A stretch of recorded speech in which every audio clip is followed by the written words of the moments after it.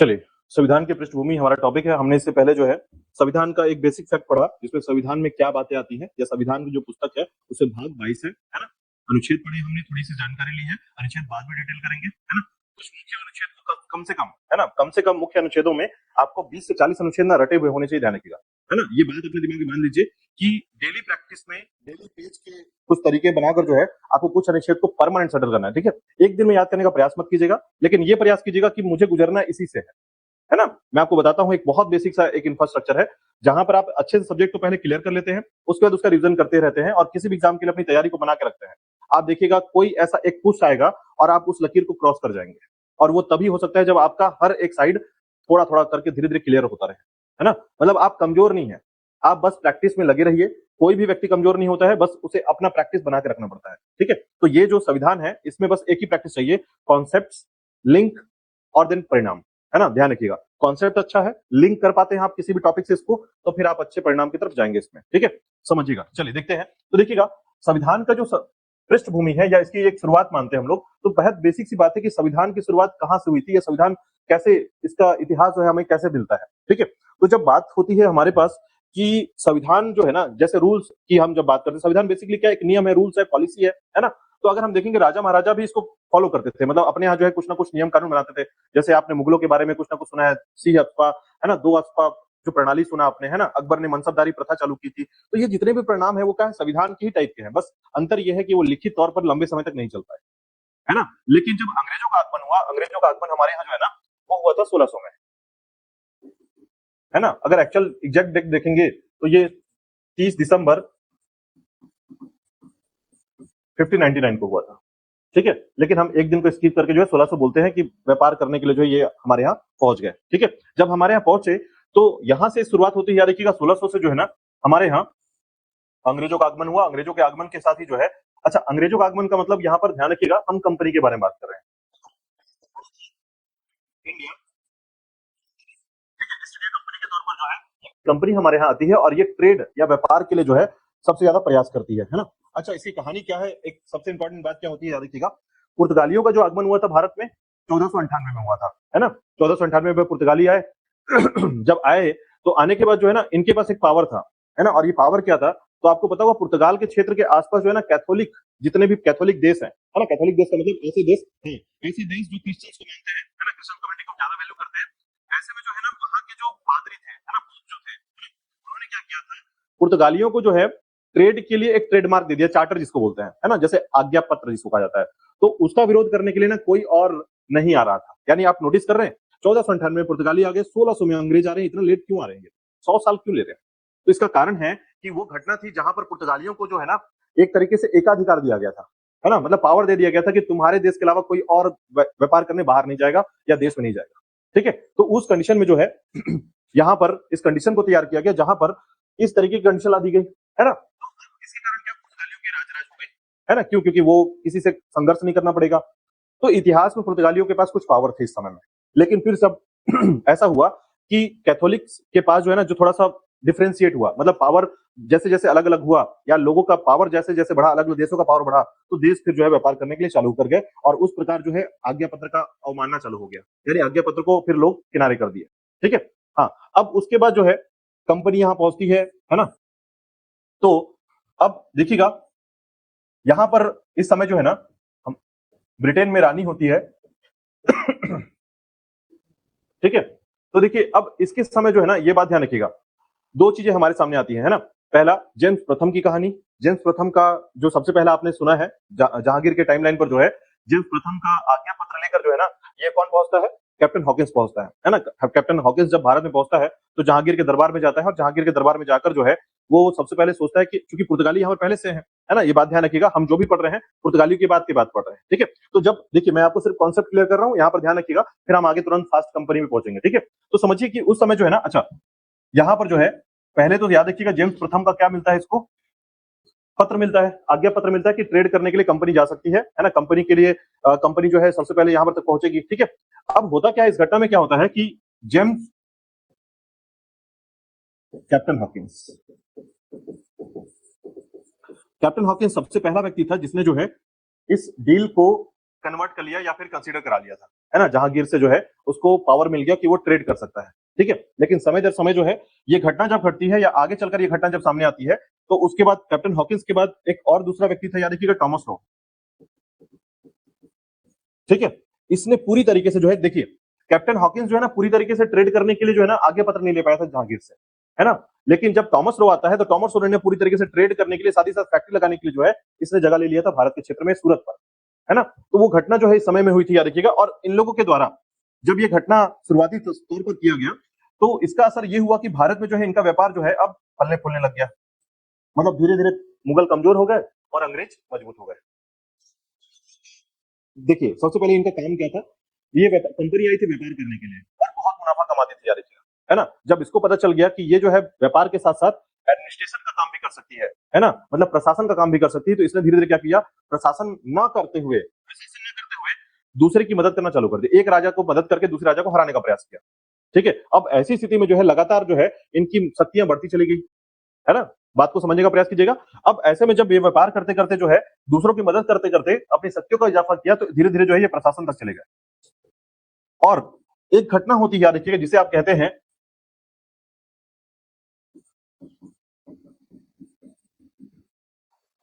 बक्सर के युद्ध 1764, ठीक है। बक्सर का युद्ध एक ऐसा युद्ध था, याद रखिएगा, जिसे हम निर्णायक युद्ध कहते हैं, है ना। निर्णायक युद्ध क्यों कहते हैं, क्योंकि इसमें जो है समझिए भारत की तीन महत्वपूर्ण शक्तियां, एक बादशाह, दूसरा अवध का नवाब और तीसरा बंगाल का नवाब, ये तीन बड़ी बड़ी शक्तियां जो भारत के उस समय की सबसे बड़ी शक्तियां थी, इन तीनों ने मिलकर अपनी सेना लेकर आई। और एक तरफ जो है अंग्रेज, और अंग्रेजों ने बिना छल कपट के पहली बार, है ना, बिना छल कपट के पहली बार जो है इन्होंने इन तीनों को हरा दिया, ठीक है। अब तीनों को हराने के बाद ये जब निर्णायक युद्ध होता है, इस निर्णायक युद्ध में क्या होता है, इसमें एक संधि होती है ना। और इस संधि के तहत जो है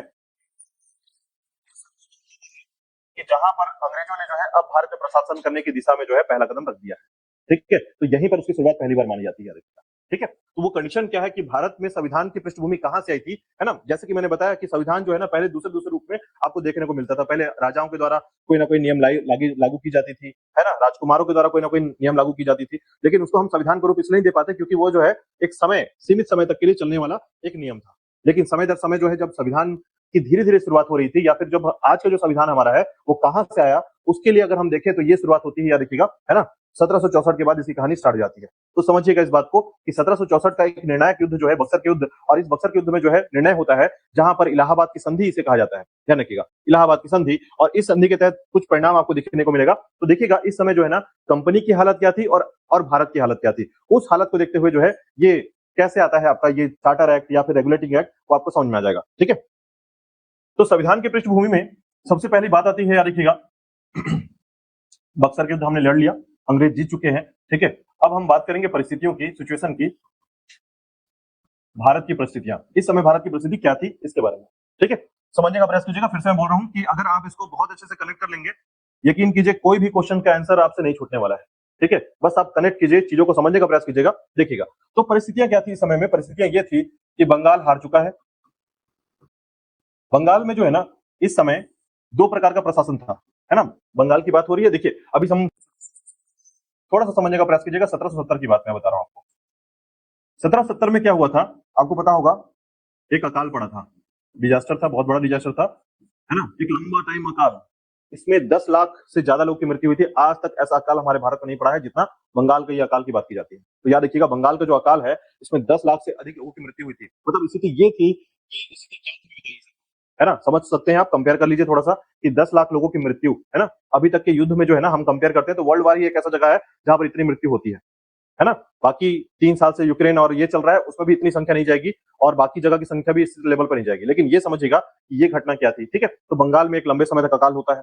अकाल की स्थिति ये हो जाती है। अच्छा, ये जो शुरुआत हुई है 64 से, 64 की शुरुआत से हम यहां तक पहुंचते हैं और यहां से ये घटना यहां तक आती है, ठीक है। तो बंगाल के क्षेत्र में जो है ना दो मामले होते हैं, एक दीवानी मामले और एक प्रशासनिक मामले, है ना। तो हम बंगाल को हार चुके हैं, अभी हार चुका है बंगाल का नवाब, तो बंगाल को हारने के साथ तो बंगाल की संधि भी की जाती है ना, और इसको हम कंप्लीटली क्या कहते हैं, इलाहाबाद की संधि कहते हैं। इलाहाबाद की संधि के तहत इलाहाबाद चला गया किसके पास, अंग्रेजों के पास, और बंगाल में जो है ना, बंगाल में स्थिति ये बनती है कि अब जो है अंग्रेजों या कंपनी को जो है क्या मिल गया है, दीवानी मामले, है ना, कंपनी को क्या मिल गया, दीवानी मामले। दीवानी मामले क्या होते हैं, राजस्व रेवेन्यू मामले, ठीक है। मतलब अब ये क्या कर सकता है, टैक्स वसूल सकता है, टैक्स इंपोज कर सकता है, ठीक है। साथ ही साथ क्या कर सकता है, व्यापार के नियम बना सकता है ना। ये बोलेगा कि मैं बंगाल के क्षेत्र, देखिए बंगाल जो है ना सबसे बड़ा रूट था और वैल्यू वाली जगह है, याद रखिएगा, व्यापार के लिए, ठीक है। अब उस जगह पर जो है दीवानी मामले इसके पास है, यानी कि टैक्स और व्यापार जो है अब इनके हाथ में पूरी तरीके से है, ठीक है। दूसरा, इसने पपेट बैठा दिया अब प्रशासन के लिए। पपेट जानते हैं आप लोग, मतलब अपने लिए जो है ना एक प्रकार का, जैसे मैं बोल दूं कि ये व्यक्ति जो है प्रशासन करेगा और मेरा वो वहां पर एक व्यक्ति बैठा हुआ होगा, ठीक है। हाँ, मतलब एक तरीके से एक अपने पहचान वाले व्यक्ति को जो है एक बड़ा पद दे देना, ठीक है। तो वहां पर जो दीवान बना दिया गया, या फिर आप यहाँ पर आपको पता होगा कि नवाब ही सब कुछ होता था, बंगाल, अवध, ये सब क्षेत्र नवाब के हो गए थे प्रॉपर, ठीक है। तो बंगाल में जो प्रशासनिक स्थिति पर आ गया था, ये अंग्रेजों का एक नवाब हुआ करता था, है ना, अंग्रेजों का काम करने वाला व्यक्ति हुआ करता था, मतलब बाय डिफॉल्ट पूरा बंगाल उन्हीं के हाथ में है, ठीक है। अब बंगाल में हुआ क्या, अकाल पड़ा। ये स्थिति यहां तक आ गई आप समझ में। तो यहां से जब जैसे ही आप हार चुके होते हैं, बक्सर के युद्ध हार चुके होते हैं, अब बंगाल में मस्ती चल रही किसी अंग्रेजों की, मन मर्जी तरीके से जो है ना टैक्स वसूला जा रहा है, मन मर्जी तरीके से, ठीक है, टैक्स वसूलना। अब जब आप टैक्स वसूलते हैं और फिर साथ ही साथ ये क्या हो जाता है, अकाल पड़ जाता है। अकाल पड़ेगा तो क्या स्थिति बनेगी, और बुरी स्थिति, जहां पर आपके पास उपज नहीं है लेकिन फिर भी आप टैक्स वसूल रहे हैं, और साथ ही साथ होता है यहाँ पर सबसे बड़ी स्थिति, कालाबाजारी। कालाबाजारी एक ऐसी घटना है जो इंसान ही करता है, याद रखिएगा, है ना। मतलब आप क्या करते हैं, जैसे कोरोना आया था, तो कोरोना के टाइम पर एक चीज देखा होगा आपने कि आपको पता था कि भैया 4 महीने के लिए मुझे सामान भर लेना है घर पे, है ना। बस सुनने में आ जाए कि नमक खत्म होने वाला है ना, तो लोगों ने बोरी बोरी नमक खरीद लिया था इसमें, है ना। सरकार ने प्रॉपर तरीके से एडवाइस करते हुए जो है आदेश जारी किया था कि नमक खत्म नहीं हो रहा है, नमक मत भर लीजिए घर पे, है ना। लोग नमक भरना चालू कर दिए थे, ठीक है। तो आलू भरना चालू कर दिए, प्याज भरना चालू कर दिया, मतलब क्या कर रहे हैं, डेली रूटीन के हिसाब से जो है ना 4 महीने का जो है स्टॉक कर ले रहे हैं घर पे, ठीक है। तो ये घटना यहाँ पर भी होती, कालाबाजारी होती है, ठीक है। कालाबाजारी होना चालू हो गया, स्थिति काफी गंभीर हो गई, ठीक है। अच्छा, यहाँ पर कैलकुलेट करते जाइएगा ताकि हम आगे की कहानी को समझ पाए, ठीक है। तो देखिएगा, यहाँ पर कालाबाजारी बढ़ गया, अकाल की स्थिति तो आपको समझ में आ गई है। तो इसके अलावा क्या होती है, इसके अलावा जो है कंपनी, है ना, कंपनी के जो कर्मचारी हैं, हम कंपनी पे है, इसलिए कंपनी काम कर रही है यहाँ पर, है ना। तो कंपनी के जो कर्मचारी हैं, और खासकर कौन से कर्मचारी, मीडिएटर वाले, है ना, क्योंकि देखिए इनके हाथ में क्या आ गया है, पावर आ गया है, बंगाल का पूरा क्षेत्र पावर आ गया है, तो ये क्या करने लगते हैं, पट्टा बांटने लग जाते हैं। तो मेरे को इतना पैसे दे, घर पहुंचा देना पैसा, पट्टा, करप्शन, है ना। तो यहाँ पर करप्शन या भ्रष्टाचार जो है ना, काफी बड़े तरीके से जो है कर्मचारी भ्रष्टाचारी हो गए थे। इस समय जो है ना बंगाल का जो गवर्नर है, क्या देखिएगा, है ना, हॉकिंस, माफ कीजिएगा, मैं नाम अभी भूल जा रहा हूं उसका। चलिए मैं आपको बता रहा हूँ, ठीक है। कई बार कई नाम ऐसे होते हैं जो चले जाते हैं, और चले जाते हैं तो कुछ देर में आ जाते हैं वापस, ठीक है। तो बस यहाँ पर अभी हम वेट करेंगे, ठीक है।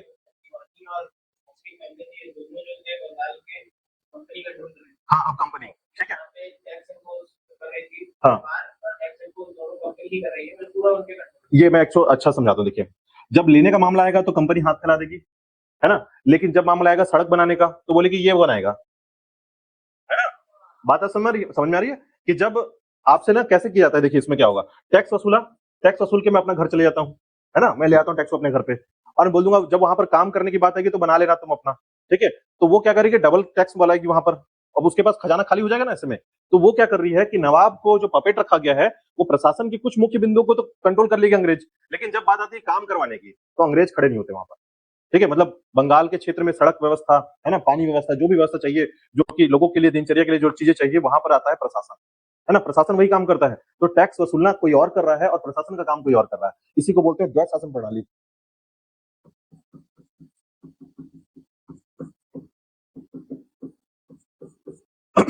ठीक है।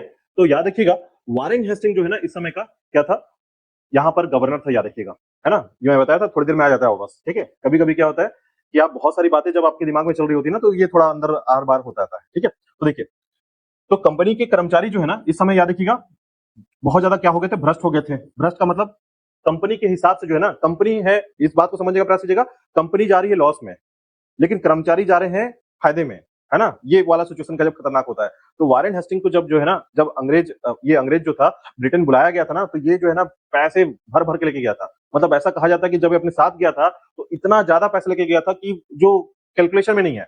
ठीक है, इसके लिए जो है ना इसके ऊपर जो है ना कार्रवाई की गई थी ब्रिटेन में जाने के बाद। ये ब्रिटेन जब पहुंचा था इसके ऊपर जो है केस लग गया था इसके ऊपर। क्यों? क्योंकि ये कंपनी को जो है ना पूरी तरीके से लूट लिया था, है ना। तो कंपनी लॉस में है लेकिन कर्मचारी फायदे में है, याद रखिएगा। ठीक है, और उसके बाद जो है याद रखिएगा कर्मचारी भ्रष्ट हो चुके हैं। ये उपहार लेते थे, है ना, उपहार समझते हैं आप, है ना। तो उपहार जैसे कि घर में जो है ना गिफ्ट आते थे इनके, है ना, और उसके बदले जो ये क्या करते थे, काम दे देते थे या फिर पट्टा बांट देते थे, जमीन बेच देते थे, है ना। अंदर ही अंदर से चल रहा था पूरा तरीके से। अब उसके बाद क्या हुआ कि इसके अलावा जो है कंपनी लॉस में है ना। तो कंपनी जो है जब लॉस में जा रही है तो इसको चाहिए क्या? मदद। अब बात यहां पर आती है, अब ये मदद किससे मांगेगा? कंपनी लॉस में है, किससे मदद मांगेगा ये? तो अपने माई बाप से मांगेगा, ब्रिटेन से मांगेगा। ठीक है, तो ब्रिटेन जो है ना इस समय, याद रखिएगा,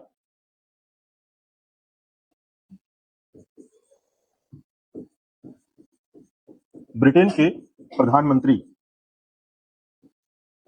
पीएम, है ना, ये अभी क्राउन को रिप्रेजेंट कर रहे थे। ठीक है, तो जब ये क्राउन को रिप्रेजेंट कर रहे थे तो इन्होंने क्या किया, बोला कि मैं कंपनी को कंट्रोल नहीं करूंगा, मैं क्या करूंगा, मैं रेगुलेट करूंगा, मैं चलाऊंगा कंपनी को। मुझे क्या नहीं करना है, कंट्रोल नहीं करना है। मतलब जैसे कंट्रोल करने का मतलब क्या होता है, पीछे डंडा डंडा मारो और कंट्रोल करो, है ना। बैल को जैसे कंट्रोल करते हैं, मार मार के इनको सीधा चल ऐसे करके। बस आपको क्या करना है, कान को घुमाना है। इसको बोलते हैं रेगुलेट करना, है ना, चलाने के लिए उसको। तो ये बात समझिएगा कि ये बोलते हैं कि क्या करूं मैं कंपनी को रेगुलेट करूंगा, मैं किसी प्रकार से जो है क्या नहीं करूंगा, उसको कंट्रोल नहीं करूंगा। मतलब मुझे नहीं चाहिए कंपनी, तुम कंपनी अपना रखो, अपने खुद से चलाओ, लेकिन मेरी बातों को मानना पड़ेगा अगर मैं आपकी हेल्प करता हूं तो सबसे पहले बोला कि मैं आपको क्या दूंगा, 10,000 पाउंड दूंगा। हाँ हाँ हाँ हाँ हाँ, यहाँ पर काम करने आई थी। ठीक है, मतलब इसका काम यहाँ पर ये था, देखिए इसको ना 10 साल के लिए, है ना, शुरुआती समय तो 15 साल के लिए मिला था। जैसे हम क्या करते हैं, देखिए अभी कोई भी कंपनी जो है ना, अगर भारत से कोई कंपनी, एग्जाम्पल समझिएगा, भारत से कोई कंपनी विदेश जाना चाहती है, वहां काम करना चाहती है, तो उसको ना भारत से पहले परमिट लेना पड़ेगा। ठीक है, और भारत से परमिट लेने के बाद यहाँ से आज्ञा पत्र लिया और फिर उस देश से परमिट लेना पड़ेगा। ठीक है, तो उसी प्रकार से ये जो कंपनी आई थी, जेम्स प्रथम का आज्ञा पत्र लेकर आई थी, है ना, वहां से परमिट लेकर, और फिर यहाँ आकर जहांगीर के दरबार में परमिट लिया था इसने। आई बात समझ में? तो ये जो है ना एक एक तरीके से इसने लोकलाइज करते हुए अपने आप को जो है क्या किया, प्रशासन तक पहुंचा दिया, है ना। तो कंपनी जो है अब लॉस में थी, ब्रिटेन के पीएम ने क्या कर दिया, इसको 10,000 पाउंड दे दिया, है ना, और उसके बदले अपनी बातें रख दी। अब जब ये बातें रखी, इसी को कहा जाता है कंपनी का पहला फरमान और कंपनी के लिए पहला रेगुलेटिंग एक्ट। ठीक है, तो यहां से शुरू होता है, याद रखिएगा, कंपनी का रेगुलेटिंग एक्ट। क्लियर हुआ बात यहां से, क्यों कहानी कहां तक पहुंची है? ठीक है, तो अब यहां से जो है ना आप कंपनी के रेगुलेटिंग एक्ट को समझिएगा।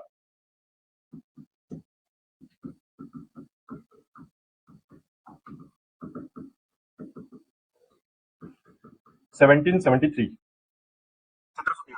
ठीक है, रेगुलेटिंग एक्ट क्यों बोलते हैं, समझ में आ गया आपको इसको।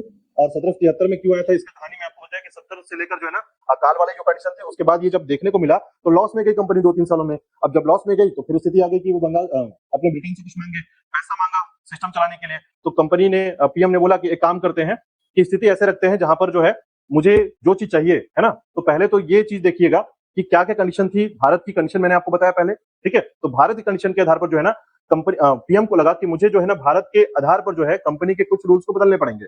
ठीक है, तो उसने क्या कहा, देखिए सबसे पहला चीज जो है ना, इसमें क्या क्या बातें लाई गई वो ध्यान रखिएगा।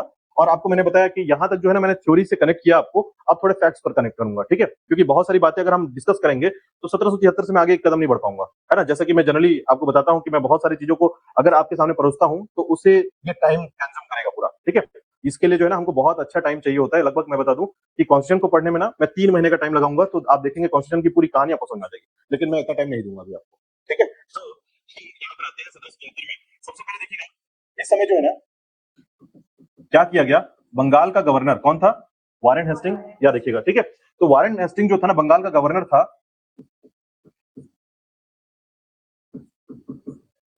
इसको तीनों जगह का गवर्नर बना दिया, है ना। अब इसकी पहले की कहानी में थोड़ी सी बताता हूँ, बंगाल गवर्नर क्यों बनाया गया था इसका। तो देखिएगा यहाँ पर 3 प्रेसिडेंसी थी, 3 प्रेसिडेंसियां थी। कौन कौन सी प्रेसिडेंसियां, बंगाल, मद्रास और बॉम्बे। ये 3 प्रेसिडेंसियां याद रखिएगा, अंग्रेजों की 3 प्रेसिडेंसियां कहलाती हैं ये। ठीक है, मतलब अंग्रेज जो है ना 3 केंद्र बना के स्थापित किए हुए थे, और ये 3 केंद्र है। सबसे बड़ा केंद्र था इसमें बंगाल। ठीक है, अब होता क्या है कि बंगाल का गवर्नर था, उसी प्रकार मद्रास का गवर्नर था, उसी प्रकार बॉम्बे का गवर्नर था। ठीक है, तो एक केंद्रीय शक्ति की आवश्यकता पड़ रही थी, यानी पीएम को लगता था, यानी कि जो नॉर्थ लोग थे, याद रखिएगा यहाँ पर जो है ना उनको लगता था कि बंगाल और मद्रास और बॉम्बे को कंट्रोल करने के लिए ना मुझे एक गवर्नर चाहिए, ऐसा गवर्नर जो तीनों के ऊपर पावर को लग सके। ठीक है, क्यों? क्योंकि होता कैसे बता रहे हैं आपको, इससे पहले ये होता था कि बॉम्बे अगर चाहेगा ना तो बॉम्बे किसी भी किसी राज्य पे आक्रमण कर देता था अपने मन से, मन मर्जी, है ना। इनको ये अधिकार मिला था कि यहाँ गवर्नर को कि अगर आपको आपके राज्य में आक्रमण करना है, किसी क्षेत्र में आक्रमण कर डालो, हम देख लेंगे। कंपनी और लॉस में जाती थी, है ना, क्योंकि सेना तो इनके पास भर, देखिए एक्चुअल में समझिएगा, अगर मान लीजिए आप किसी क्षेत्र को जीत रहे हैं, है ना, पहले आपके पास इतना बड़ा जगह था, फिर आपके पास इतना बड़ा जगह आया, उसके लोग भी तो अंदर आ रहे हैं, ठीक है, और सैनिक भी बढ़ा रहे हैं आप लगातार, क्योंकि आप इतने बड़े जगह के लिए जितने सैनिक रखते थे, अब उतनी बड़ी जगह के लिए भी उतने सैनिक में चल पाएगा काम? क्या नहीं चल पाएगा? नई सैनिक भर्ती करनी पड़ेगी, सैलरी बढ़ेगी, वेतन भार बढ़ेगा, है ना, रिस्पॉन्सिबिलिटी बढ़ेगी। इस तरह से लॉस में जा रही थी, ठीक है। अब इस कार्य से जब लॉस में जा रही थी तो सेना का जो उपयोग है वो दुरुपयोग में हो जाए, है ना। बॉम्बे अपने तरीके से यूज कर रहा है, मद्रास अपने तरीके से यूज कर रहा है, बंगाल अपने तरफ से यूज कर रहा है, तो ऐसी स्थिति में पीएम को लगा कि हमें चाहिए कि तीनों का पावर जो है पहले, कभी भी अगर मुझे आक्रमण करना है किसी राज्य पर तो मैं फोन करूं, मुझे करना चाहिए क्या, है ना, उसकी रिस्पॉन्सिबिलिटी बंगाल वाले गवर्नर के पास चली गई। ठीक है, तो याद रखिएगा, बंगाल के गवर्नर को ही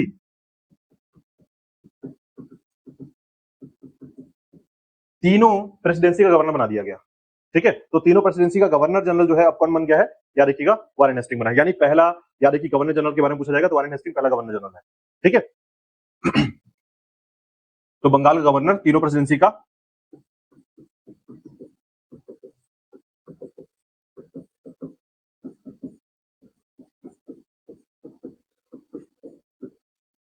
बन गया।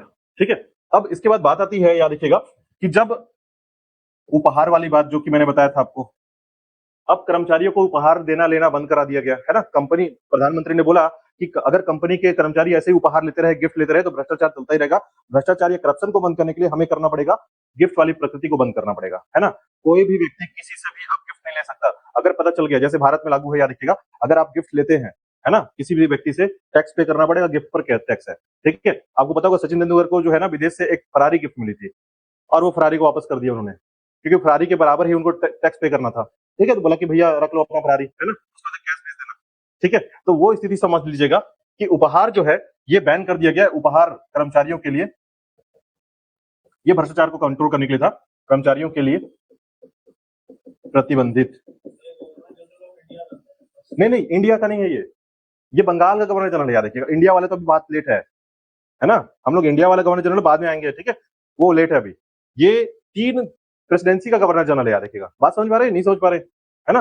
अभी हम लोग बहुत लेट है। देखिए कहानियों में ना कई बार ऐसा होता है कि शब्दों के साथ में हेर फेर हो जाता है तो हमारा कंफ्यूजन बढ़ जाता है ना। तो अभी हमको कंफ्यूजन है, अभी हमको याद रखना है तीन प्रेसिडेंसी का गवर्नर जनरल है ये, है ना। अभी इंडिया जीते ही नहीं अभी हमने, है ना, इंडिया जीतने में लगेगा अभी। अभी आपका मराठा युद्ध होगा, अभी बहुत सारे युद्ध बचे हुए हैं, है ना, तो कई युद्ध बचे हुए हैं, तब जाकर इंडिया जीतोगे, तब आप इंडिया के गवर्नर जनरल बनोगे, है ना। तो अभी हम पीछे हैं, अभी हम प्रेसिडेंसी को जीत रहे हैं, अभी प्रेसिडेंसी में काम कर रहे हैं, ठीक है। और अभी जो है पीएम का सारा सिस्टम चल रहा है, याद रखिएगा। मतलब वो एक व्यक्ति को बैठा रहे हैं और उस व्यक्ति, सोचिए ये करप्शन में अभी अंदर गया था, है ना, और उसी को फिर से भेज दिया यहीं पर गवर्नर जनरल बना के। तो ऐसी सिस्टम है हमारा, ठीक। तो अब समझिएगा, देखिए सिर्फ भारतीय करप्टेड नहीं है, याद रखिएगा,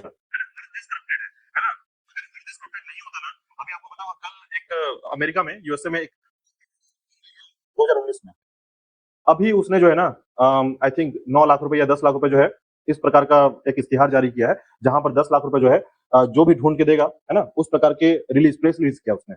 2019 की महिला गुमी है और 2026 में उसको ढूंढ रहे हैं, ये यूएसए है, ठीक है, क्योंकि वो भारतीय इसलिए ऐसा हुआ। ठीक, तो उसपे कई बातें कमेंट्स में आई हैं, लेकिन समझ के देखिए कि वहां के देश भी ऐसा करते हैं, है ना, तो हर देश में ऐसा चलता ही रहता है, या रखिए। चलिए, तो देखिएगा, बंगाल के गवर्नर जनरल जो है, तीन प्रेसिडेंसी गवर्नर जनरल बन गया। यहाँ पर उपहार के तौर पर जो है कर्मचारियों से जो है सारा कुछ बंद करवा दिया गया। इसके बाद याद रखिएगा एक घटना और, जो सबसे बड़ी घटना थी यहाँ पर, जो कि 73 के एक्ट के तहत जो है 1774 में हमारे यहाँ सर्वोच्च न्यायालय की स्थापना की गई। कहां पर? कोलकाता में सर्वोच्च न्यायालय की स्थापना, याद रखिएगा। और यहाँ पर जितने जज थे ना, सब कहां से थे? ब्रिटेन से थे, ठीक है। और याद रखिएगा, हम भारतीयों के लिए, है ना, भारतीय जो सब्जेक्ट थे इस समय, वो याद रखिएगा ब्रिटेन के सब्जेक्ट थे, ब्रिटेन के नागरिक नहीं थे, है ना। जरूर कंपनी ने इस प्रकार का सिस्टम लागू कर दिया था, जहां पर, अच्छा, इसके जगह पर कौन आया था, याद रखिएगा। तो सर्वोच्च न्यायालय के न्यायाधीश का नाम पूछा जाता है ना, तो ध्यान रखिएगा, सर एलिजा इम्पे।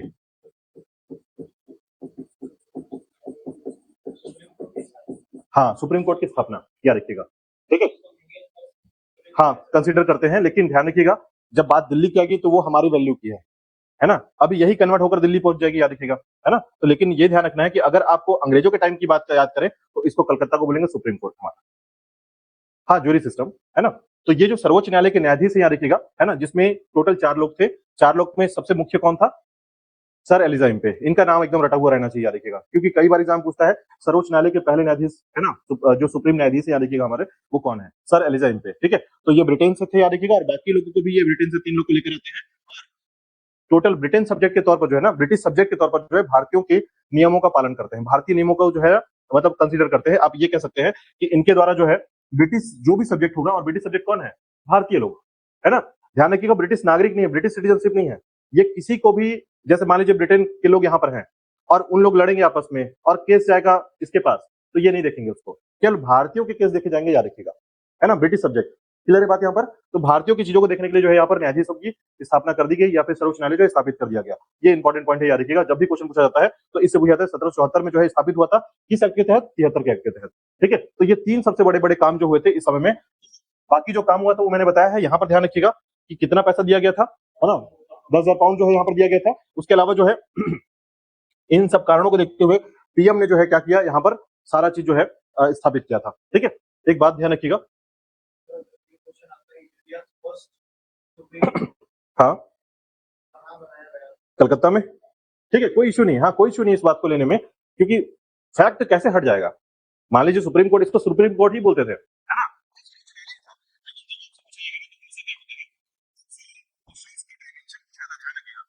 डायमेंशन जब पूछा जाएगा तो डायमेंशन को पकड़ कर चलिएगा, तब आपको समझ आएगा कि सुप्रीम कोर्ट वैल्यू कौन सी है ना, क्योंकि यही सुप्रीम कोर्ट को बंद करके आपके दिल्ली में सुप्रीम कोर्ट स्थापित।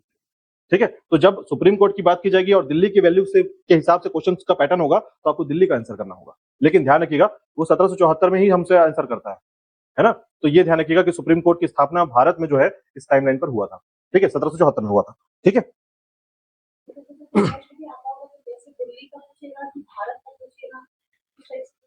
नहीं क्वेश्चन जब होता है ना तो वो भारत के लिए पूछता है। हाँ भारत के लिए, यही है, हाँ यही आंसर होता है। ठीक है, मतलब इसी को अभी आप ये बात ध्यान रखिएगा, हमारे यहाँ जो है ना जो उच्च सर्वोच्च पावरफुल जो इंस्टीट्यूशन है, जैसे आरबीआई पूछता है ना, तो आरबीआई भी किसके टाइम पे बना था? अंग्रेजों के टाइम पे बना था। ठीक है, ये भी अंग्रेज, आधे से ज्यादा इंस्टीट्यूशन हमारे अंग्रेजों वाले टाइम के हैं। ठीक है, तो अंग्रेजों के टाइम वाले ही को ही सबसे ज्यादा क्वेश्चन में आता है, याद रखिएगा, इतिहास का क्वेश्चन या कॉन्स्टिट्यूशन क्वेश्चन, दोनों क्वेश्चन में ये दोनों एक्ट के तहत बने हुए हैं, याद रखिएगा, है ना। बहुत सारे ऐसे इंस्टीट्यूशन बाद में बनना चालू हुआ, याद रखिएगा, है ना। अब इसके बाद देखिएगा और क्या क्या हुआ, तो ये आप ध्यान रखेंगे यहाँ पर, है ना। तो 3 सबसे बड़े काम हुए थे इसमें। चौथा काम क्या हुआ था, याद रखिएगा, गवर्नर जनरल के काउंसिल बनाई गई, परिषद, है ना, गवर्नर जनरल की काउंसिल बनाई गई, और काउंसिल में जो है याद रखिएगा 4 सदस्यों का काउंसिल था। ये क्वेश्चन पूछा जाता है, हालांकि मैं यूपीएससी में पूछा था, है ना। तो ध्यान रखिएगा कि गवर्नर जनरल का काउंसिल बना दिया गया, और गवर्नर जनरल की काउंसिल से ही अब कोई फैसला होगा। फैसला कैसे होता था, तो याद रखिएगा वोट से। ठीक है, मतलब बहुमत से। तो जिसके भी बहुमत ज्यादा होगी उसी प्रकार के काम किए जाएंगे। ठीक है, तो याद टोटल सदस्य कितने हो जाएंगे, या टोटल लोग कितने हो जाएंगे? 5। कैसे? ये 4 लोग ये हैं, 5वां जो है गवर्नर जनरल होगा। ठीक है, तो मान लीजिए 3 लोग एक तरफ हैं, 2 लोग एक तरफ हैं, तो जो 3 लोग वाली तरफ है उन्हीं की बात सुनी जाएगी, ऐसा होगा यहाँ पर। ठीक है, तो सिस्टम को समझिएगा कि गवर्नर जनरल काउंसिल में 4 सदस्य के साथ जो है गवर्नर जनरल काउंसिल की स्थापना कर दी गई है, और टोटल मिलाकर इसमें 5 सदस्य होंगे, और बहुमत के हिसाब से जो है ना, डिसीजन लिया जाएगा। ठीक है, क्लियर है यहाँ तक बात? चलिए, इसके बाद देखिएगा और क्या क्या घटनाएं घटती है इसमें या और कुछ बातें इसमें शामिल किया गया, तो याद रखिएगा कंपनी में एक गवर्निंग बॉडी, है ना, जिसको हम बोलते हैं सीओडी। ठीक है, सीओडी कैश ऑन डिलीवरी नहीं है, याद रखिएगा। सीओडी जो है ना, यहाँ पर क्या है, कंपनी ऑफ डायरेक्टर। ठीक है, कंपनी ऑफ डायरेक्टर का मतलब गवर्निंग बॉडी, है ना। तो इसके लिए जो है यहाँ पर सीओडी ला दिया गया है, याद रखिएगा। यानी कंपनी के अंदर जो है अब एक ऐसी बॉडी बनाई गई है जो गवर्निंग करेगी, या गवर्निंग करने वाले जो लोग होंगे इसमें शामिल होंगे। ठीक है, कंपनी को जो पावर दिया गया है, या कंपनी के पास, क्योंकि मैं पूरा पैसा लगा रहा हूं अभी कंपनी में, तो मैं अपने हिसाब से कंपनी को रखने का प्रयास करूंगा। तो कंपनी में मेरा व्यक्ति रहेगा हमेशा, ये परमानेंट है, कंपनी की बातें मुझे बताता रहेगा। ठीक है, तो उसके लिए जो है मेरे पास क्या रहेगा, एक सीओडी रहेगा, जो कि कंपनी ऑफ डायरेक्टर जिसे कहते हैं, या इसे कहते हैं गवर्निंग बॉडी, जो कंपनी को गवर्न करेगी, उनको प्रशासित करेगी। इस प्रकार के सीओडी को डेवलप कर दिया गया इस समय। ठीक है, हाँ इसे कोर्ट ऑफ डायरेक्टर भी कहते हैं, है ना, ध्यान रखिए, कोर्ट ऑफ डायरेक्टर भी कहते हैं सीओडी, है ना। तो ये कौन कौन से मामले देखेगा? तो याद रखिएगा 3 मामले। पहला रिवेन्यू राजस्व मामले देखेगा, दूसरा आपका सैन्य मामले देखेगा, तीसरा व्यापार मामले देखेगा। ठीक है, और इस तरीके से जो है आपकी कंपनी चलेगी, इस टाइम पर चलेगी। ठीक है, तो ये था 1773 का रेगुलेटिंग एक्ट, याद रखिएगा।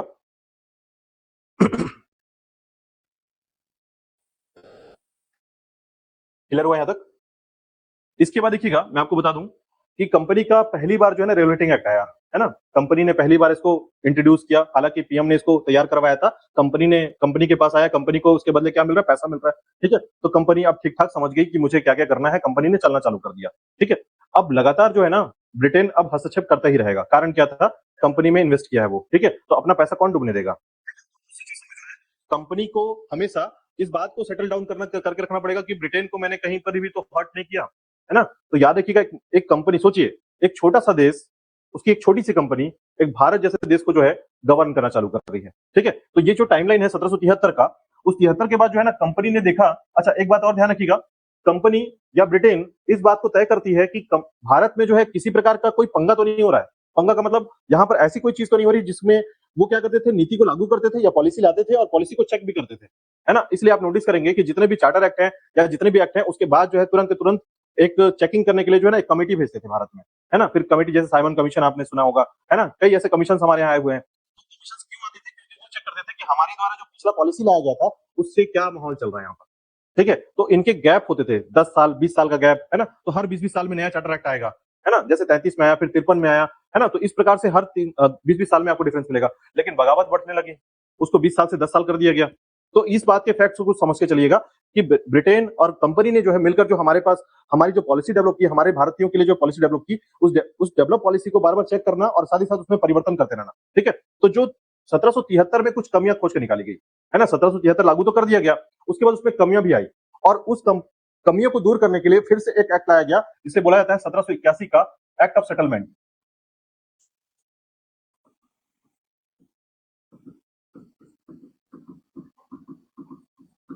ठीक है, 1781 में एक्ट ऑफ सेटलमेंट, याद रखिएगा। ये कई बार क्वेश्चन पूछा था, याद रखिएगा 1781 का एक्ट ऑफ सेटलमेंट।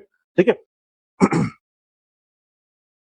तो इसको परिभाषित करने की जरूरत नहीं है, बस ये ध्यान रखिएगा 1773 में जो कमियां ढूंढी गई या उस एक्ट से जो कमियां ढूंढी गई, उसको सेटल करने के लिए क्या लाया गया था?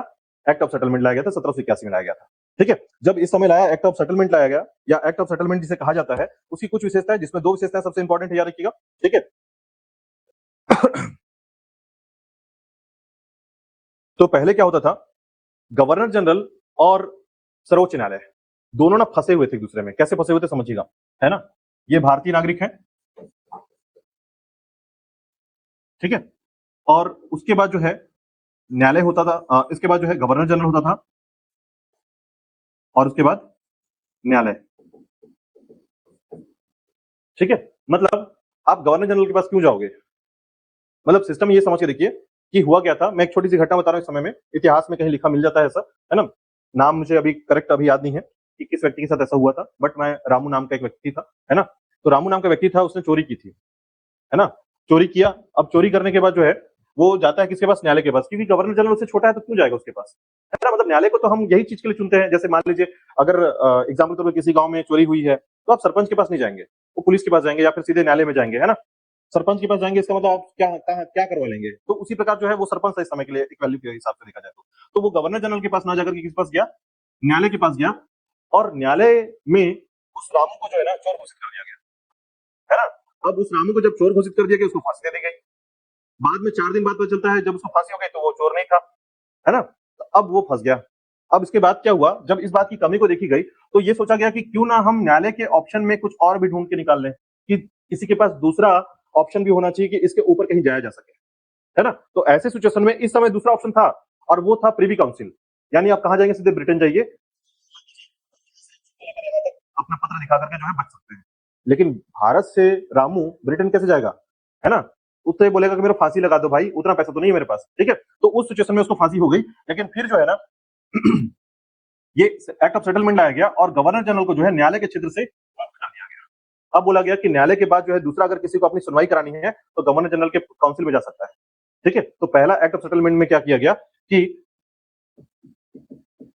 न्यायालय से या न्यायालय क्षेत्र से गवर्नर जनरल को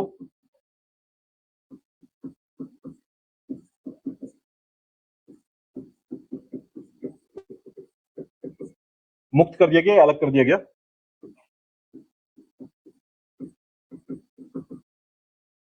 ठीक है, बात समझ में आ गई। यहाँ पर एक्ट ऑफ सेटलमेंट में पहला काम क्या था, यानी ये घटना थी भारतीय क्षेत्र में होने वाले करप्शन या विभिन्न प्रकार के जो क्राइम थे उनके संबंध में।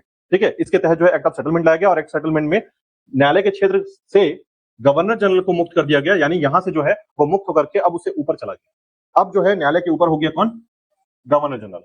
ठीक है, इस प्रकार से जो है सर एलिजा इम्पैक्ट से ऊपर आ गया गवर्नर जनरल, याद रखिएगा।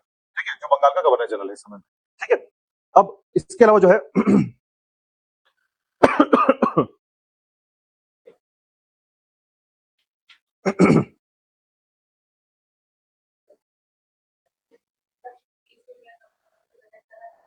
हाँ हाँ, देखिए अब इसमें मैं समझाता हूँ। एक्चुअली कंपनी के जो व्यक्ति थे ना, कंपनी के व्यक्ति भारतीय भी हो सकते हैं, ब्रिटेन के भी हो सकते हैं, कैसे भी हो सकते हैं। तो भारतीय लोग को जो है न्यायालय में जाना पड़ता था। ठीक है, न्यायालय में कंपनी को अगर मान लीजिए आपने करप्शन दिखा दिया तो कंपनी के ऊपर दोष होगा। ऐसे में बोला गया कि न्यायालय में ना जाकर के, क्योंकि पूरे भारत में हल्ला हुआ कि कंपनी की ये व्यक्ति चोर निकल गया, है ना। और चूंकि भारतीय सब्जेक्ट थे इस समय ब्रिटेन के, तो उस समय जो है ना ऐसा कर दिया गया कि कंपनी के जितने भी कर्मचारी थे वो सीधे गवर्नर जनरल के पास सेटलमेंट करेंगे, न्यायालय पे नहीं जाएंगे वो लोग। ठीक है, तो उनके लिए न्यायालय व्यवस्था को सेटअप किया गया। तो न्यायालय को अलग कर दिया गया और गवर्नर जनरल को अलग कर दिया गया। मतलब न्यायालय में अगर आपके ऊपर दोषारोपण कर दिया गया है, आपको दोषी ठहरा दिया गया है, तो भी आप गवर्नर जनरल के पास जाकर फ्री हो सकते हैं। ठीक है, मतलब कंपनी को एक अलग से जो है ना आपने प्राथमिकता दी है कि कंपनी के लोग अलग से अपना सेटलमेंट देख लेंगे। जैसे हमारे यहाँ होता है कि सैनिकों के द्वारा किए गए कार्यवाही को या किसी प्रकार के कुछ कारण को आप सैनिक कोर्ट में देखते हैं, है ना, सैन्य न्यायालय जिसे कहते हैं। तो उसके लिए आप कॉमन न्यायालय में नहीं जाते हैं। ठीक है, उसी प्रकार ये समझिएगा कि गवर्नर जनरल जो है अब यहाँ से अलग हो चुका है। अब गवर्नर जनरल जो है छोटा पद नहीं रह गया। ठीक है, क्या देखिएगा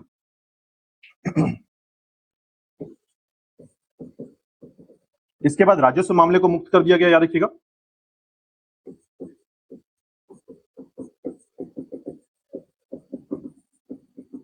इससे पहले मैंने आपको बताया था कि राजस्व मामला यही देखते थे, है ना। तो राजस्व मामला देखते थे तो उसके साथ जो है क्या किया गया कि सर्वोच्च न्यायालय के क्षेत्राधिकार से जो है ना इसको बाहर कर दिया गया, जिसमें अब सर्वोच्च न्यायालय, जैसे मान लीजिए आप वसूल रहे हैं, आपके विरुद्ध कार्रवाई करने के लिए मैं बोलूंगा कि मुझे 100 रुपए देना था, बट मुझसे 200 रुपए लिया गया, मैं चला गया न्यायालय में। ठीक है, तो ऐसे में कंपनी के अगर राजस्व वसूलने वाले या टैक्स वसूलने वाले क्षेत्र को जो है वो भी न्यायालय के क्षेत्राधिकार से बाहर कर दिया गया। ठीक है, तो उसके राजस्व मामले को भी अब न्यायालय से जो है बाहर कर दिया गया है कि अब न्यायालय में आप लेकर बात को नहीं जा सकते हैं इस बात को। हाँ, सीधे गवर्नर जनरल के पास जाओ फिर। ठीक है, क्यों ऐसा किया गया, क्योंकि कंपनी का जो अपना लिमिट था न्यायालय के कारण लिमिटेड हो जा रहा था वो। ठीक है, मतलब उससे छोटा हो जा रहा था। जैसे न्यायालय से बाहर निकाला गया, अब अपने हिसाब से वो राजस्व वसूल कर सकता है। ठीक है, चलिए इसके अलावा जो है उसे, हाँ, ड्रॉबैक तो देखिए, ड्रॉबैक क्या है, बाहर अंग्रेज भारतीयों के हिसाब से, है ना, जो भी काम चल रहा है वो सिर्फ शोषण का है, ये बात मान के चलिए। ठीक है, मतलब अंग्रेजों ने, देखिए हम जितने भी बात कह लें, जितने भी बातें किताबों में इतिहास में ये कह दें कि अंग्रेज ने ये लाया हमारे यहाँ, वो लाया हमारे यहाँ, ठीक है, सभी के एडवांटेज को अगर आप देखेंगे, सभी एडवांटेज के तौर पर देखेंगे आप, तो सभी का परिणाम है कि भारत में एक ड्रेनेज सिस्टम बनाना था, है ना। भारत में एक ड्रेनेज सिस्टम बनाना था जिसमें भारत का जो पैसा है, देखिए भारत को सोने की चिड़िया कहा जाता था। ऐसे नहीं कहते थे कि ये सोने की चिड़िया, कहीं ऐसा थोड़ी है कि मतलब हमारे यहाँ फसल होते थे ज्यादा तो इसे सोने की चिड़िया, नहीं। एक्चुअल में हमारे पास पैसा बहुत था, सोना, गोल्ड, है ना, चांदी। तो याद रखिएगा इतने लेवल के मात्रा में था कि जब मैंने बताया वारेन हेस्टिंग्स जब यहाँ से गया था तो इतना पैसा लेकर गया था, इतना मतलब धन छाप के लेके गया था कि उसका कोई तोड़ नहीं है। और इवन आपको बता दूं, जैसे ही औद्योगिक क्रांति आती है ना, ब्रिटेन में औद्योगिक क्रांति आएगी, तो औद्योगिक क्रांति के तहत जो है ना भारत से जितनी कंपनियों ने फायदा उठाया है उतना फायदा आज तक कंपेयर करेंगे तो भी। अच्छा, मैं एक छोटा सा एग्जाम्पल बताता हूँ कि आपके मोरारजी देसाई है ना, और एक नौरोजी जी को जानते होंगे आप लोग, है ना। तो जिन्होंने सबसे पहली बार जो है ना हमारा प्रति व्यक्ति आय निकाला था 20 रुपए, है ना, सुना होगा आप लोगों ने इन पे। तो हमारे यहाँ जो है ना जो धन निकासी का सिद्धांत दिया इन्होंने, है ना, इसे बोलते हैं धन निकासी का सिद्धांत। और इस सिद्धांत को ऐसा कहा जाता है कि इन्होंने कैलकुलेट किया था कि ब्रिटेन हमसे कितना पैसा लेकर गया है, यानी हमारे क्षेत्र से कितना पैसा लग गया है। तो ये बात अभी जो है ना ब्रिटेन के पार्लियामेंट में हुआ था, तो एक न्यूज़पेपर ने ये बात छाप दी थी कि अगर भारत को लगातार 20 साल तक, है ना, 20 बिलियन डॉलर, है ना, 20 बिलियंस डॉलर के हिसाब से, 20 आई थिंक 20,000, हाँ कुछ ऐसा कैलकुलेशन किया गया कि वो 20 साल तक अगर हमको पैसा देते रहे, उतना पैसा देते रहे, तो भी हमारा पैसा वापस नहीं कर पाएंगे। ठीक है, ये बात मुझे लगता है कि अभी 4-5 महीने की ही बात है जब ब्रिटेन के न्यूज चैनल में जो है ना ये बात आई थी। तो ब्रिटेन के प्रधानमंत्री ने कहा कि भैया ये मत छापना भी, अगर भारतीयों ने दावा कर दिया ना तो हम कंगाल हो जाएंगे यहाँ से, हमको भागना पड़ेगा यहाँ से। ठीक है, ये बात समझिए कि भारत का पैसा इतना था, है ना? मतलब भारत में स्थिति इतनी मजबूत थी उस समय की, या उतनी ज्यादा धन थी, और इवन यहाँ की छोटी छोटी बातों की बता रहा हूँ कि छोटे छोटे मॉन्यूमेंट्स जो यहाँ से गायब हुए हैं, ब्रिटेन गए हैं, है ना, उसको वापस ही ले आएंगे ना तो भारत फिर से अमीर हो जाएगा, है ना? मतलब सऊदी अरब, हम एक एक घर में सऊदी अरब निकलेगा यहाँ पर, उस लेवल पर पैसा था यहाँ का। ठीक है, तो अब उस कंडीशन को अगर आप कंपेयर करेंगे ब्रिटेन के साथ, तो ब्रिटेन जो है ना काफी कुछ धन निकासी कर दिया यहाँ से, और यहाँ पर वो कुछ दे नहीं रहा था, सिर्फ ले रहा था, है ना? तो जब कुछ सिर्फ लेता है तो वो क्या होता है, शोषण होता है। जब आप यहाँ पर आते हैं और इस जगह को डेवलप करते हैं और यहाँ से पैसा कमाने का प्रयास करते हैं, है ना? जैसे आप कंपेयर कर सकते हैं टाटा, टाटा भी बाहर से आया था, है ना? मतलब अगर आप देखेंगे तो वो एक्चुअल में कहां से थे, फर्सिया, है ना, यानी कि आपका जो है फारस या ईरान वाले क्षेत्र, वहां से आए, हमने भारत में उनको जगह दिया और भारत को डेवलप करना चालू कर दिया, है ना? तो टाटा एंड सन्स को देख लीजिए आप, टाटा, बहुत सारी ऐसी कंपनी है जो कि डेवलप करती है उस जगह को। ठीक है, तो उसका कारण ये होता है कि जब आप वहां पर उसको डेवलप करते हैं और डेवलप करने के साथ पैसे का सामंजस्य बनाते हैं, लोगों को नौकरी देते हैं, चीजों को समझाने का प्रयास करते हैं, तो फिर आप उसको धन निकासी के सिद्धांत में नहीं जोड़ते। तो हम उसको क्या बोलेंगे, ट्रेन को इंट्रोड्यूस किया हमारे यहाँ, या ट्रेन जैसी फैसिलिटी ला दी हमारे यहाँ, तो फैसिलिटी ऐसी नहीं चाहिए थी जहां पर हमारा ही सामान लेकर भर के आप भाग गए। ठीक है, तो वो जो चीजें थी याद रखिएगा, उसे हम अलग तरीके से देखते हैं, है ना? तो भारत में जो है ये सभी मामले जो है एक्ट ऑफ सेटलमेंट के अंदर डाले गए थे इस समय, जो 1781 के अंदर लाया गया था। ठीक है, चलिए एक पॉइंट और देखिएगा इसके बाद।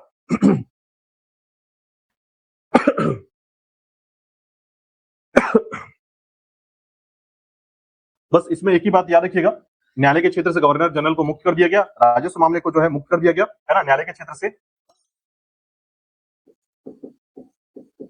काउंसिल के क्षेत्र को भी मुक्त कर दिया गया। मतलब सबसे ज्यादा जो काम था इस समय का, वो काउंसिल क्षेत्र को भी बाहर निकाल दिया गया। न्यायालय के क्षेत्र में अब जो है, अब काउंसिल से जुड़े हुए सदस्य या कोई भी ऐसा व्यक्ति जो कंपनी से जुड़ा हुआ है ना, राजस्व मामले से जुड़ा हुआ है और काउंसिल से जुड़ा हुआ है, वो न्यायालय नहीं जाएगा, याद रखिएगा। ठीक है, इस प्रकार से एक्ट ऑफ सेटलमेंट लाया गया था शुरुआती समय में, याद रखिएगा। तो इसमें सबसे बड़ा जो मुद्दा था वो न्यायालय था, याद रखिएगा। यानी एक्ट ऑफ सेटलमेंट में न्यायालय के चीजों को कंट्रोल करना या न्यायालय को जो है लिमिटेड करना और न्यायालय के पॉलिसी को तैयार करना, ये जो था एक्ट ऑफ सेटलमेंट था। इसमें जो है ना इतना तक ला दिया गया था, याद रखिएगा, हिंदुओं के मामले और मुसलमान के मामले को अलग अलग तरीके से दायर किया जाता था, है ना? मुसलमान के मामले को देखना है तो अलग प्रकार के नियम कानून के हिसाब से देखना होगा, और हिंदुओं के मामले देखना है तो अलग प्रकार से देखने होंगे। इस तरीके से नियम कानून चालू किया गया था इसमें। ठीक है, क्लियर है? चलिए इसी प्रकार देखिएगा, नेक्स्ट है जो है आपका कि अब जब 5 साल बीत जाता है ना, 81 के बाद 5 साल के बाद हम कैलकुलेशन करेंगे, तो 1786 में जो है ना कार्नावालिस की सरकार आती है। यानी कार्नावालिस जो है गवर्नर जनरल के लिए तैयार किया जाता है, इसे कहा जाता है 1786। देखिए, इस समय सबसे पहले जो है ना कार्नावालिस को बोला गया कि तुम गवर्नर जनरल बनकर जो है कहां चले जाओ, भारत में चले जाओ। ठीक है, तो उसने बोला कि मैं 2 शर्त मानेंगे तो ही मैं जाऊंगा। ठीक है, मतलब अब देखिए धीरे धीरे जितने गवर्नर जनरल होंगे, बंगाल के गवर्नर जनरल की बात कर रहा हूं मैं, तो यहाँ पर जो भी आएगा ना वो अपने शर्त के अनुसार आता है। ठीक है, कोई भी भारत के क्षेत्र में नहीं आना चाहता। इसका 2 कारण बताता हूँ।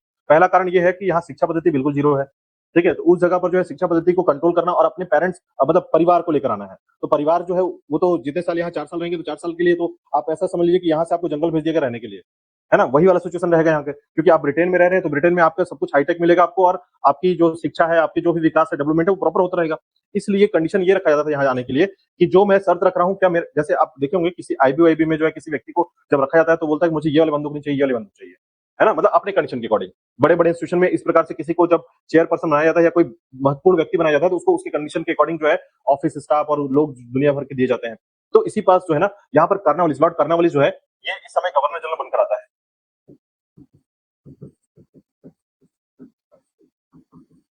तो इसने ना 2 शर्त रखे थे यहाँ पर आने के।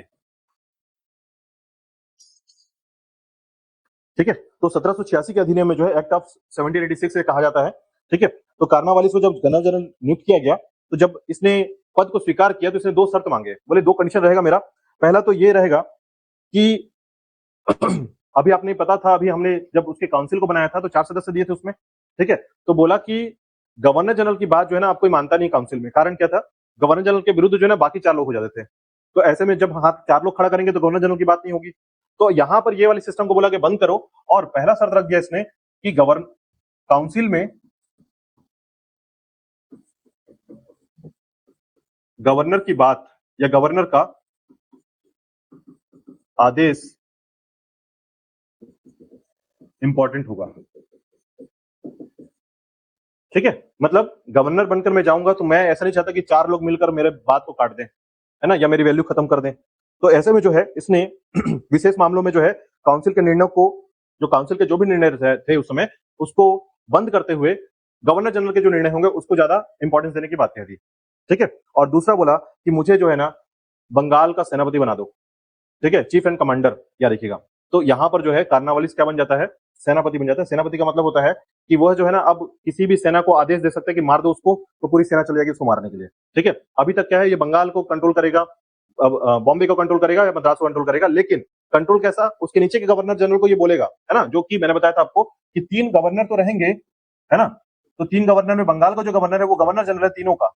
लेकिन जब बात है कि बॉम्बे के या मद्रास के, तो मद्रास के लोग जो है ना आपातकालीन स्थिति में अपना सुझाव या अपने तरीके से जो है किसी भी कार्य को करने में स्वतंत्र है। लेकिन कब, जब आपातकालीन स्थिति होगी या फिर इमरजेंसी होगी तब। लेकिन बाकी टाइम पर बंगाल की बात नहीं सुनेंगे, है ना। इमरजेंसी के टाइम पर जो है सिर्फ बात चलेगी ऐसा कि जब मैं, मुझे जो करना मैं करूंगा, लेकिन फिर आएगी बात बंगाल की, तो बंगाल का कॉमन टाइम निकलेगा। ठीक है, उस कंडीशन को दूर करते हुए इसने बोला कि मुझे क्या बना दो, सेनापति।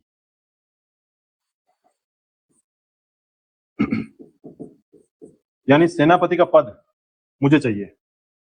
ठीक है, सेनापति किसे बोलते हैं आप जानते हैं सभी लोग? तो कमांडर, है ना।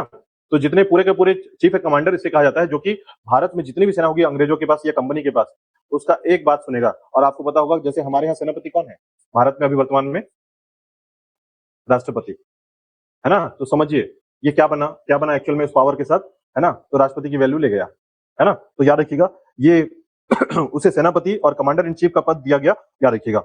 अब इसके तहत जो है 1786 का कानून के प्रावधानों के तौर पर जोड़ा गया इसे। ठीक है, commander in chief, Lord Cornwallis का ये टाइम था। ठीक है, चलिए आज के लिए इतना करते हैं, है ना। कल मैं कंप्लीट करूंगा, 2 दिन में ये कंप्लीट करूंगा। ठीक है, यानी कि ये टॉपिक जो है आज हमारा इतना रहा। कल मैं थोड़ा फास्ट और करूंगा इस पे, आपको जो है लगभग 2 से 3 दिन में जो है मैं कंप्लीट कर दूंगा आपका पृष्ठभूमि। ठीक है, पृष्ठभूमि एक अच्छा से आप संपर्क बना के चल जाएंगे इस पे, तो फिर आपका इतिहास पढ़ने में आपको सरल हो जाएगा। इतिहास के टॉपिक में भी ये सारी बातें आएंगी। ठीक है, तो वो सरल हो जाएगा आपका पहला चीज। दूसरा बात यहाँ पर ये आएगा कि जैसी पृष्ठभूमि कंप्लीट करेंगे फिर हम संविधान का निर्माण करेंगे। वो लगभग 1 से 2 दिन में कंप्लीट हो जाता है, कोई इशू नहीं है इसमें। और उसके बाद फिर हम लोग जो है प्रस्तावना स्टार्ट करेंगे और विशेषताएं पढ़ेंगे। ठीक है।